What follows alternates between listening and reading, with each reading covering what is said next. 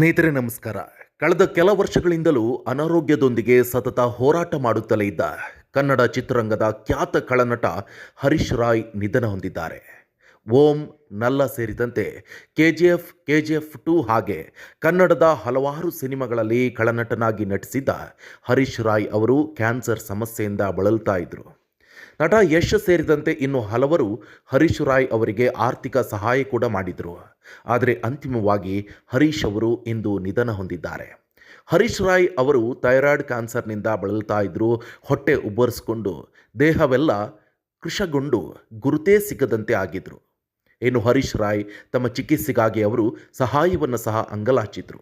ಅದರಂತೆ ನಿರ್ಮಾಪಕ ಉಮಾಪತಿ ಶ್ರೀನಿವಾಸ್, ದರ್ಶನ್ ಅಭಿಮಾನಿ ಬಳಗದವರು ಸೇರಿದಂತೆ ಇನ್ನು ಹಲವಾರು ಮಂದಿ ನಟ ನಟಿಯರು ಹರೀಶ್ ರಾಯ್ ಅವರಿಗೆ ಆರ್ಥಿಕ ಸಹಾಯ ಮಾಡಿದರು. ನಟ ಯಶ್ ಸಹ ಈ ಹಿಂದೆಯೇ ತಮಗೆ ಸಹಾಯ ಮಾಡಿರುವುದಾಗಿ ಹರೀಶ್ ರಾಯ್ ಹೇಳಿಕೊಂಡಿದ್ದರು. ಹಲವಾರು ಮಂದಿ ಸಿನಿಮಾ ಮಂದಿ ಹೋಗಿ ಹರೀಶ್ ರಾಯ್ ಅವರನ್ನು ಮಾತನಾಡಿಸಿ ತಾವು ಜೊತೆಗೆ ಇರೋದಾಗಿ ಭರವಸೆಯನ್ನು ಕೊಟ್ಟಿದ್ದರು. ಹಲವು ಯೂಟ್ಯೂಬರ್ಗಳು ಸಹ ಹೋಗಿದ್ದರು. ಕಳೆದ ಕೆಲವು ತಿಂಗಳುಗಳಿಂದಲೂ ಸತತವಾಗಿ ಚಿಕಿತ್ಸೆಯನ್ನು ಪಡೆಯುತ್ತಲೇ ಇದ್ದರು ಹರೀಶ್ ರಾಯ್. ಇದೀಗ ಕೊನೆಗೆ ನಿಧನ ಹೊಂದಿದ್ದಾರೆ. ಕರಾವಳಿ ಮೂಲಕ ಹರೀಶ್ ರಾಯ್ ಅವರು 90ರ ದಶಕದ ಹಲವಾರು ಸಿನಿಮಾಗಳಲ್ಲಿ ವಿಲನ್ ಆಗಿ ಮಿಂಚಿದ್ದಾರೆ. ಅಸಲಿಗೆ ನಿಜ ಜೀವನದಲ್ಲಿಯೂ ಕೂಡ ಈ ಪ್ರಕರಣವೊಂದರಲ್ಲಿ ಹರೀಶ್ ರಾಯ್ ಅವರು ಜೈಲು ಪಾಲಾಗಿದ್ದರು. ದರ್ಶನ್ ಜೈಲಿಗೆ ಹೋದ ಸಂದರ್ಭದಲ್ಲಿ ಹರೀಶ್ ರಾಯ್ ತಮ್ಮ ಜೈಲು ದಿನಗಳನ್ನು ನೆನೆಸಿಕೊಂಡು ಕಣ್ಣೀರು ಕೂಡ ಹಾಕಿದರು.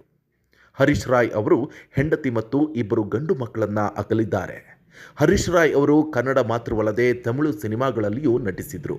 ಅಂಡರ್ ವರ್ಲ್ಡ್, ಮೆಂಧೂಮ್, ಓರು ಕಾದಲ್ ಕದೈ, ಹಾಗೆ ರಾಜ್ ಬಹದ್ದೂರ್, ಸಂಜು ವೆಟ್ಸ್ ಗೀತಾ, ಸ್ವಯಂವರ, ಭೂಗತ, ನನ್ನ ಕನಸಿನ ಹೂವೆ, ನಲ್ಲ, ಜಾಫರ್ ಅಲಿಯಾಸ್ ಮುರ್ಗಿ ಜಾಫರ್, ಜೋಡಿ ಹಕ್ಕಿ, ತಾಯವ್ವ, ಓಂ ಹಾಗೂ ಸ್ಯಾಂಡಲ್ವುಡ್ನ ಟಾಪ್ ಸಿನಿಮಾ ಕೆಜಿಎಫ್ ಚಾಪ್ಟರ್ 1 ಹಾಗೂ ಕೆಜಿಎಫ್ ಚಾಪ್ಟರ್ 2ನಲ್ಲೂ ಕೂಡ ಅಭಿನಯಿಸಿದ್ದಾರೆ. ಇಂದು ನಮ್ಮನ್ನೆಲ್ಲ ಬಿಟ್ಟು ಅಗಲಿದ್ದಾರೆ.